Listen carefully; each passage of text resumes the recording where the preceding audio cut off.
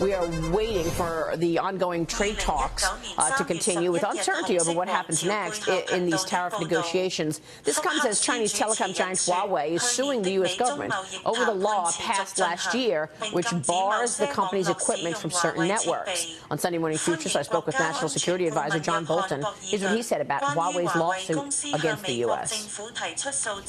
What's your reaction to the lawsuit against the U.S. government? Well, you know, there are a couple of aspects to this. Number one, the United States, along with a number of other countries, allies and friends of ours, some time back decided not to procure Huawei equipment for our national security-related telecommunication systems, and I think for very, very good reason. The Justice Department also indicted the chief financial officer of Huawei.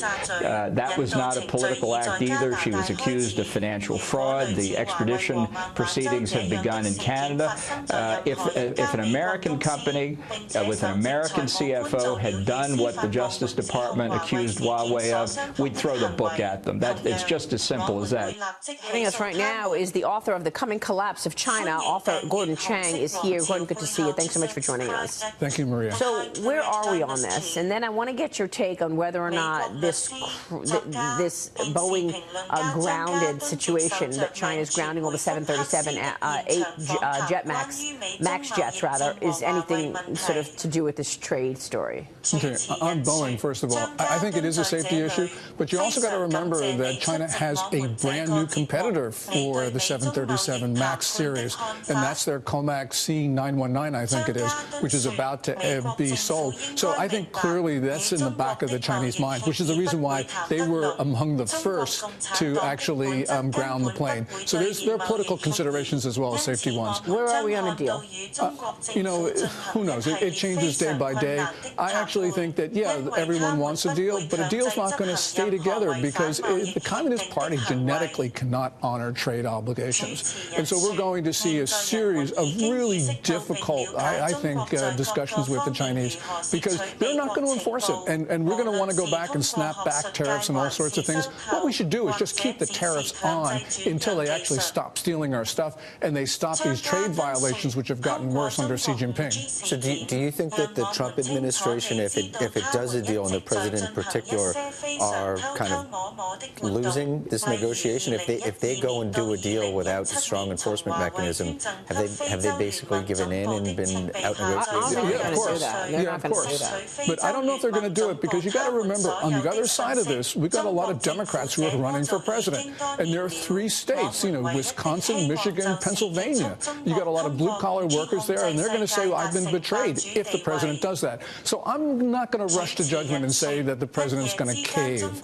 because I think that there is a lot of stuff on the other side that will force him to do the right thing. Yeah. But if a deal doesn't get done, right, then they're saying what's going to happen to the market. So it's sort of like a lose scenario here. And he cares very much about how the stock market. But he can't cave on these issues. Now there's been a tipping point in this subject. People understand what China has been doing. People understand how they're sucking up our intelligence at every point, whether it's through academia or acquisitions or just transferring technology. He can't cave, just from what you said, just from the constituents in all of those states. You know, going back to Huawei, I mean, this is a fight for the first half of the 21st century when you combine 5G and AI, and Huawei is 5G. And clearly, you know, they have been engaging in some really surreptitious activities, like downloading all that data from the headquarters of the African Union from 2012 to 2017. And the Chinese did that with Huawei equipment that they donated to the AU when they gave them the building. So clearly, this is not some sort of theoretical issue. This is something what the Chinese have already been doing. And by the way, Maria, we've got this FTC case against Qualcomm, our only 5G competitor. The FTC's star witness on the first day of this trial was Huawei. This is nuts, where you have the federal government crippling our only hope in dominating 5G. Gordon, we got really weak car sales data out of China overnight. What's your assessment of how the economy is doing and how much pressure is on the Chinese to get a deal done? Yeah, I think that there's certainly a lot. The Chinese economy probably started to contract in December when you start looking at not only car sales, which are down 13.0% in December. You know, contract or grow slower. No, this is contraction. Contraction. That was the 6% growth numbers are total fiction in your mind. So, and January and February, they were also down, which makes months 7 and 8. So what's with the 6% number then? Well, China says that its economy is growing 6%. Yeah, 6.6% for last year, 6.4 in the last quarter. Yeah, you had a well-known Chinese professor at Renmin University in Beijing in December created a sensation across China when he said, look, our economy is growing no more than 1.67, and it may even be contracting. You look at car sales, they clearly show that retail sales were not up in the month. You saw exports and imports crumble in December. They were also down in the combined January and February period. That's fascinating. You look at the PMIs, the Purchasing Managers Index for the critical manufacturing sector, they've been negative consistently. So how much pressure is on Xi Jinping to get a deal done? I think there's actually a lot because there's a lot of sniping from the sidelines because he owns the trade war. He owns the slumping economy. And, you know, when you're chairman of everything, as people say, he's accountable for everything. So he could actually be, I think, in a vulnerable position right now because of these two issues.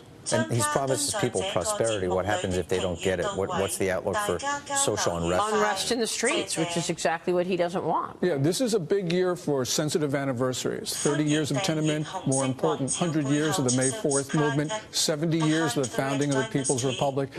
Real quick, enforcement. Are they going to put an enforcement issue in there, the U.S. side?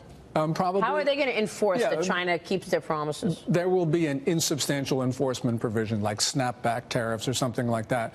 But that's really not the way we need to go. Because the Chinese, they violate every agreement. You don't give them relief. Isn't snapback irrelevant? We're putting tariffs on already as it is. What do you need a snapback agreement? Those are insubstantial tariffs, 25%. You know, what we should be doing is banning the import of products that have benefited from the theft of U.S. intellectual property. John, that's $300 to $400 billion a year. Some people say more. That's right. People say it's up to 600, actually. Gordon, it's great to have you on the program. Thanks, Maria. Really insightful and important conversation we're having. Gordon Chang joining us there.